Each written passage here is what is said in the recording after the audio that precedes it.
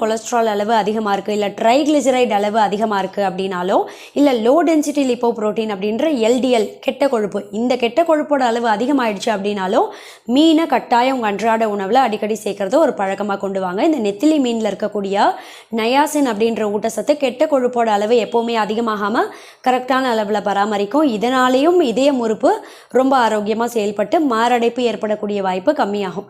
இந்த நெத்திலி மீனில் பார்த்தீங்கன்னா மெக்னீஷியம், பொட்டாசியம் அப்படின்ற 2 ஊட்டச்சத்தும் அதிகமாக இருக்குது. இந்த 2 ஊட்டச்சத்துமே பிபி அதிகமாகாமல் கரெக்டான அளவில் பராமரிக்க ரொம்ப ரொம்ப உதவியாக இருக்கும். உயர் ரத்த அழுத்தம் ஏற்படக்கூடிய வாய்ப்பை ரொம்பவே கம்மி பண்ணிடும். உயர் ரத்த அழுத்தம் இருக்குது அப்படின்னாலே பிற்காலத்தில் இதயம் உறுப்பு பாதிக்கப்பட்டு மாரடைப்பு ஏற்படும். இதனாலேயும் பார்த்தீங்கன்னா மாரடைப்பு ஏற்படக்கூடிய வாய்ப்பை கம்மி பண்ணும். ஏன்னா பிபி எப்போவுமே கரெக்டான அளவில் பராமரிக்கும். கூடவே இந்த நெத்திலி மீனை தொடர்ந்து நம்ம அன்றாட உணவில் சேர்க்கும் போது எலும்புகளை நல்லா ஸ்ட்ராங்காக வலுவடைய செய்யும். வளர்கிற குழந்தைகளுக்கு இந்த நெத்திலி மீன் சாப்பிட கொடுக்கும்போது